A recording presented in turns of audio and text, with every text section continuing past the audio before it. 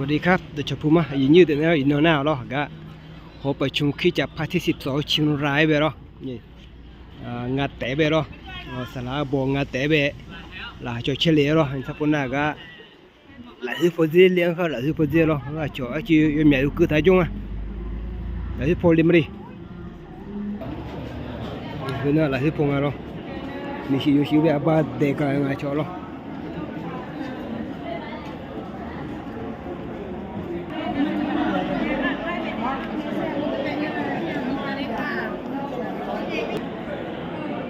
那来去跑咯，我接下台呢，比牛了就谈好了，就不定哪了。我们要买那个是，比如呢，我只是故事把了，你拍你签个好了。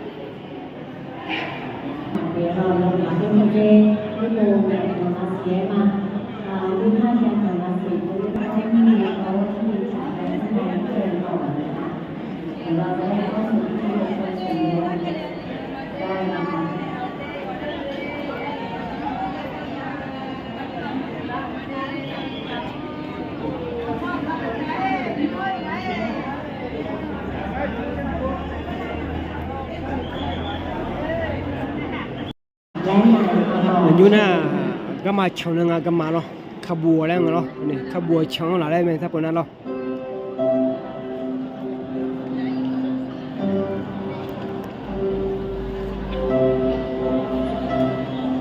พระเจ้าของเราทรงเป็นพระเจ้าที่เป็นแสงสว่างในชีวิตเราจะเริ่มต้นเข้าสู่พิธีมงคลสมรสในวันนี้ด้วยขบวนผู้ประกอบพิธีผู้เชิญเทียนเอกศาสนาจารย์พิภพและคณะเรียนบุญตามมาด้วยอาจารย์ที่มีสวัสดิการในงานในวันนี้อาจารย์สมชัยเวเจออาจารย์ตรีนายมีชีวิตที่เป็นแสงสว่างและเราเป็นแสงสว่างท่าม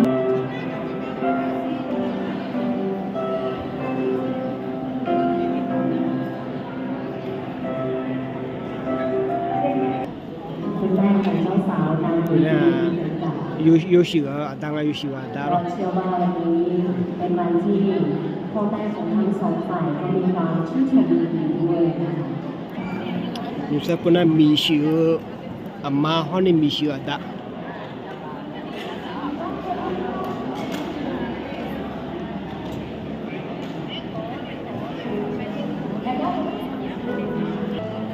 有些不能有许咯，有许个呢，有许个巧。你个嘞，干嘛抢那个龙啊咯？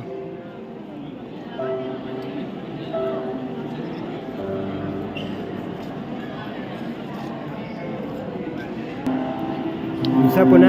米修咯？米修拉那个没咯？ราที่เดือเยี่ยเบีย咯。ผู้บริหารให้กับเจ้าสาวในวันนี้นะคะเพลงหญิงฟาริสาสายเดิมเพลงหญิงสุภาพสบาย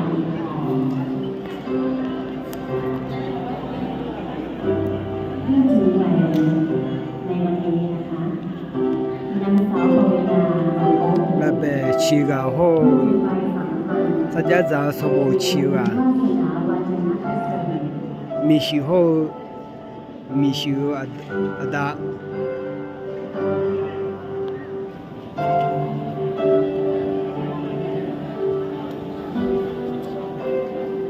ให้รีบควงแขนเจ้าสาวเข้ามาในงานวันนี้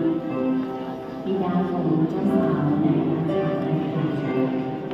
เจ้าสาวที่ดูสวยที่สุดแล้วก็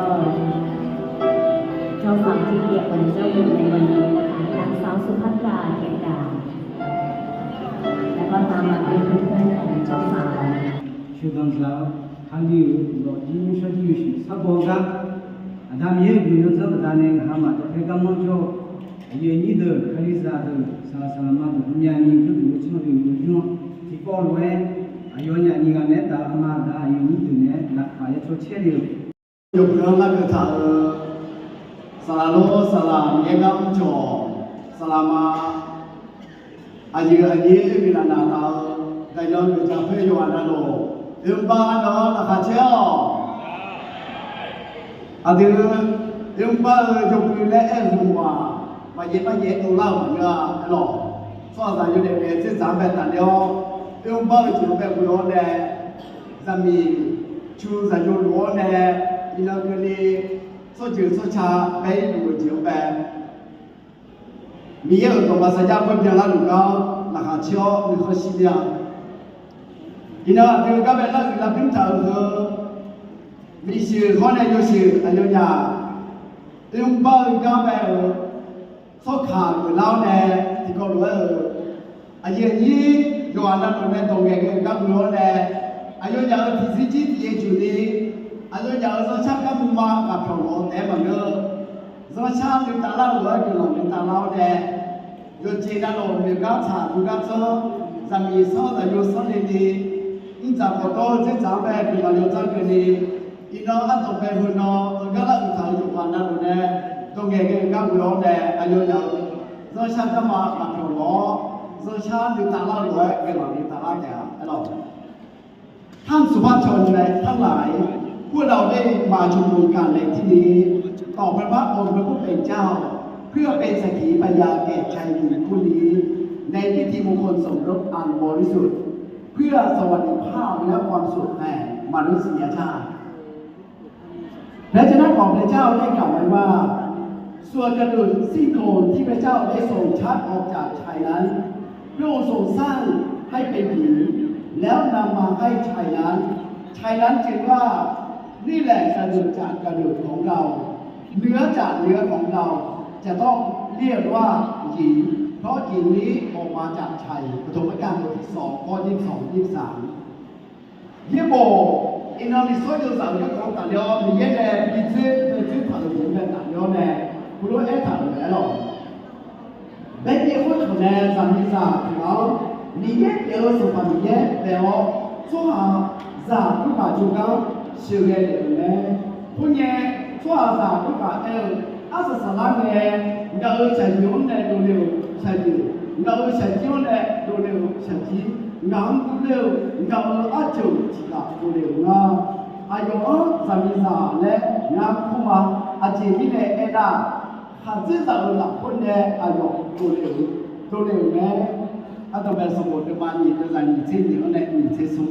หรออันที่ราคาอุ้มเบอร์อันนั้นเงินตรงนี้พวกแกบ้านเนี่ยมีเยอะสินะหรอเยอะของแล้วเอาสิเลยเยอะของจะพอจะถูกซื้อนะอันที่มันยังไม่แย่มาเรื่องนั้นหรอหรือว่าอันที่ชั่วซะแล้วก็ไม่สมบูรณ์ตามมาในนี้ไงนอนยังไม่จะถูกซื้อทางราคาจงซื้อทางเนี่ย哎那咯，哎我这牛的就是咱俩平时那那，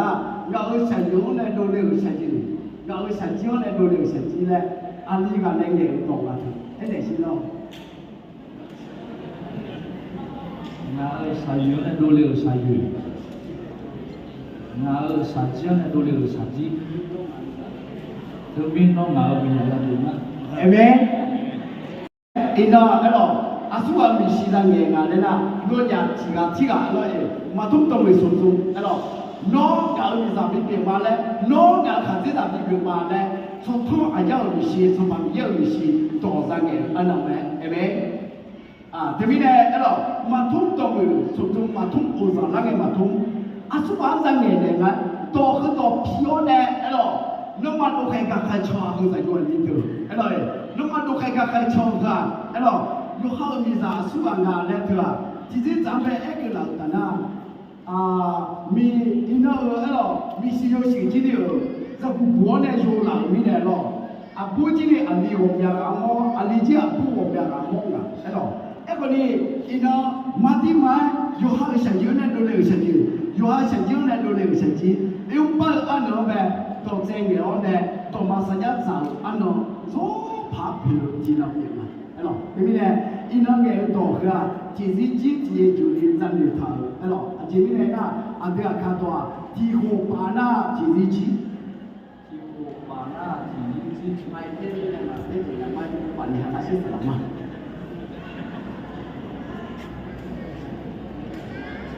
地火把那自己去多很多，哎咯，哥那个用把按照你8年懂没？哎咯，多很多个年用8年没用把那落地，哎咯。哎，我วันนี้ที่ผมปานาที่สิจีแล้วอาดูจะช่างกันมาเหรอยังไงอีกมันรู้ไหมเนี่ยอาคุยอาเพเลยผู้รู้มาสักเลยนะเห็นหรอทีนี้เนี่ยชาโซยาวนี่เนี่ยสักคนสักแค่ไหนนะชาโซมาเยอะที่ชั่วมาบ่ชาโซมาเยอะที่คุ้มมาเยอะชาโซมาเยอะที่อามาจ้าวันนี้จะช่างกันมาแล้วเจียอามุมที่เขาจีบรู้ไหมอาขาหน้าผู้รู้ท่าจะมีผู้สูงอายุตรงไหนนะยังไงอีกมันเยอะเดียวเห็นหรออีน้องยังไงอีกมันเยอะปุ๊บเราใช้อยู่ไหนเราเลยจ่ายอยู่ไม่ได้ทีนี้ยังไงอีน่ะชอบอีน่ะจีบเลยล่ะเห็นหรอน่าพวกอีน้องตรงไหนนั่นนี่ชอบมาเลยเลยเห็นไหมทีนี้เนี่ยยังไงอีน่ะเห็นหรอชอบอีน่ะจีบมาโอ้โหเห็นหรอนั่นทีนี้เนี่ยเราใช้แล้วจ่ายอยู่ไม่ได้เราแผ่นเข้าหุ่นเรื่องของปัดมาพัดยาอาจีไม่ได้นะเจ้านี่คือสำหรับเว้ยเห็นหรอข้าจะสาวคนเนี่ยจะมีสาวค่ะอาดูนี่ก็ที่ก็ต้องสาวแต่น่ะเพื่ออยู่หาที่ยืนก็ดูเจ้านี่อาความเป็นฐานนะเห็นหรอมาปาสัตว์อีน่าทำไมสมรู้หลับรู้โจอาเจียจีหลงจะรับเรื่องอะไรอันนั้นทำไมเนี่ยเพื่อเราตัวยากูขึ้นอย่างยุ่งป้าเตะแล้วหลังซาที่จีจังหวะเห็นหรอนั่นทำไมเนี่ยขึ้นอย่างซาสักโอเบโอเล่แม่เลยโดนด่าลงตัวยากูของทุ่งมาปาสัตว์เห็นหรอทำไมสมรู้โจกันอีน่าเห็นหรอคนนี้คือที่สามเป็นเอ็นะเพื่ออะไรในมือจีเดียร์นั่นเองตอนนั้นเราตัวยังคุยนะยังคุยเจอกับแบบต่างยอเนี่ยโน่นยังมีกับแบบต่างยอเนี่ยไอ้หรออันยังมีส่วนต่างเดียวของเขตคุณจะล่าเหมือนกันไอ้หรอถ้าเป็นสมรสเราไม่จบกันดีเราไม่ได้ไอ้หรอน่าจะมีเนี่ยโลโจโลเดมาโจมาปาเตอร์นั่นเองมาเตอร์มีการยกเว้นในสองนั่นเองโจไอ้หรอที่มีเนี่ยโน่นยังที่กลับมาแล้วเอ็นเดย์ดูสมมติเทศนามาเช่นนี้ไหมเอ็นเอง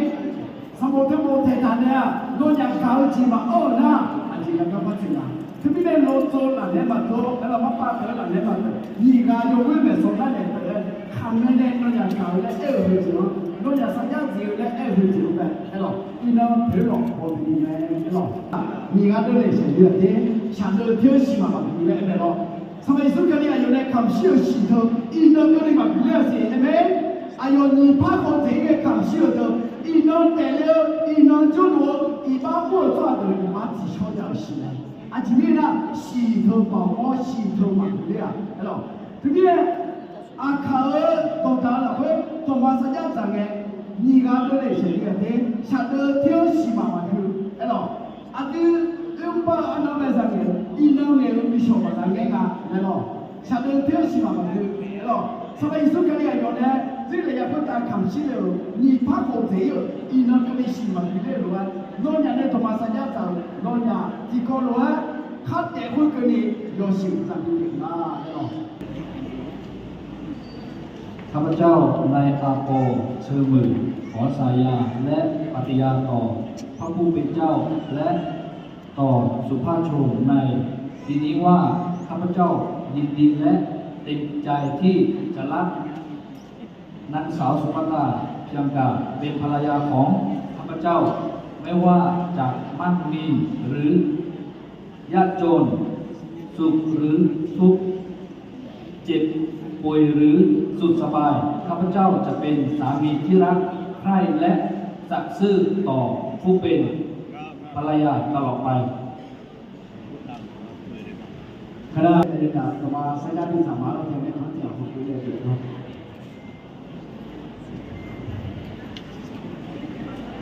ข้าพเจ้านางสาวสุภัตราเพียงกาขอสัญญาและปฏิญาณต่อพระผู้เป็นเจ้าและต่อสุภาพชนในที่นี้ว่า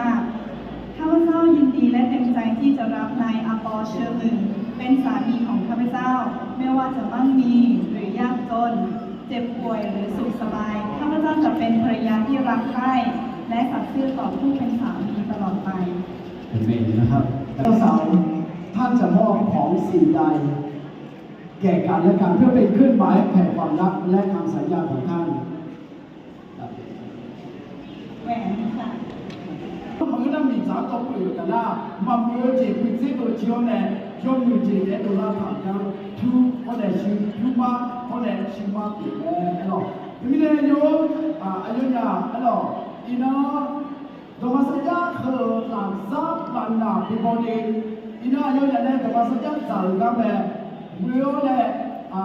ลาเป็นรุ่นเดียวอายุเนี่ย chỉ là lý do nó cả biểu gì nó có sẽ khi khám rồi gì thì biểu là giá thì biểu cứ chỉ mình này nào sẽ tự rồi chỉ có phải là thì do sao mà thì hiện mà đấy rồi là bây giờ áp dụng béo này áp sản xuất lên chủ mà mua là đấy rồi nó to đi cũng có như thế thì chả suốt ngày cái gì đấy rồi thì này nó nhà mình là gì lý do nó cả gì suốt ngày thì béo này ông ta nó nhà thì thì chủ đi của cái mà nhà nhiều gia thủ gia tài bé đấy rồi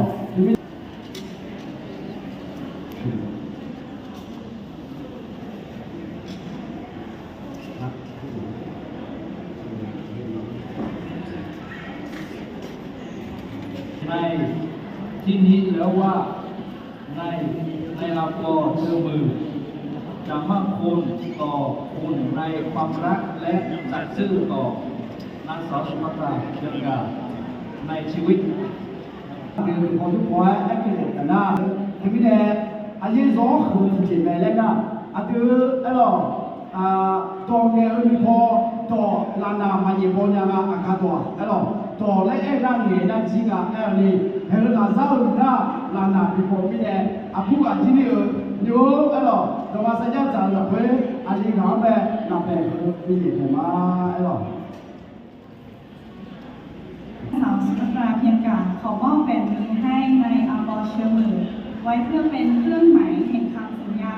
ซึ่งได้ปฏิญาณต่อพระเจ้าและต่อสุภาพชนในที่นี้แล้วว่าเพียงกาจะมั่นคงต่อคุณในความรักและสัตย์ซื่อต่อในอาปอเชื่อมือตลอดชีวิต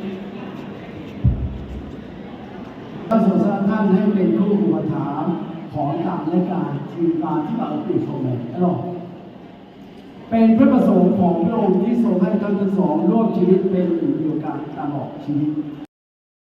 ยะมานามาเจ้าเมียคือโมโมเมียมาเมื่อการเชียอาชอจีพอเสด็จมาเมียยกให้มีข้อมาปัวนึกมาเพ่มาขวาเมื่อการเชียมาชามาโตเจียวราคามาเชียยกชายยกโตหลักยกชายยกโตเจียวราคาเชียวเลยช่วงจบในเดือนสระสมาโยนาโลก็ยกเป็นที่ผมยาตลอดก็ยกทั่วเลยจะมีโยกกันแบบกันหน่อยเช้าเลยสมัยนี้อะไรเราเคยอ่านมาคือเสียอัตโนมัติเนี่ยอันนี้เอ็กซ์ยูสันโลอินโนมีเคยพูดยกอื่นค่ะยกเท้าอะไรอย่างนี้โยนาโลสระสมาโยนาโลเนี่ยช่วงจบในเดือนโยนาโลเนี่ยตัวเก่งเก่งจีนเป็นบุรุษเนี่ยอายุจะรู้ชักกันมากับเขาแต่มันเยอะอายุจะรู้ชักกันมาอะไรหรอสิ่งตรงนี้ก็เราเคยรู้ชักในตลาดด้วยคือเราในตลาดนี้อาทิตย์ที่เราเช้าเนี่ยมีเยอะแบบอันนี้ละมาอะไรหรอถึงไม่ได้ที่เราเช้ามาดีอะไรหรออาดามโยเราเป็นเราจะเชื่อถือมาดีอินนามีสิ่งเดียวสิ่งหนึ่งว่าที่เขาเยอะ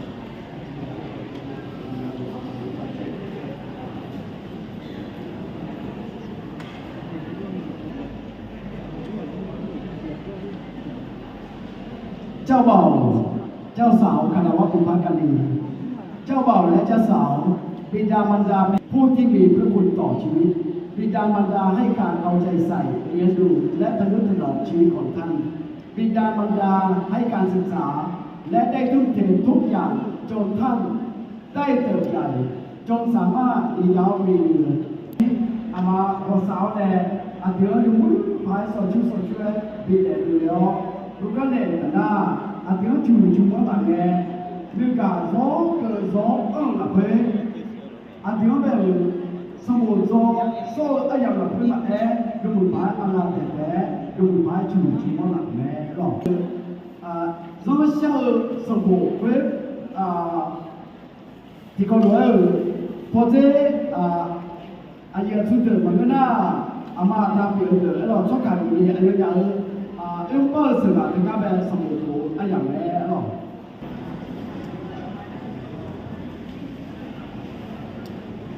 เจ้าได้ประกอบพิธีมงคลสมรสระหว่างนายอาปอเชอร์มือและนางสาวสุภัตราเดียกันถูกต้องตามประเพณีและบทพระบัญญัติของพระเจ้าทุกประการเดือนมิถุนา คริสตศักราช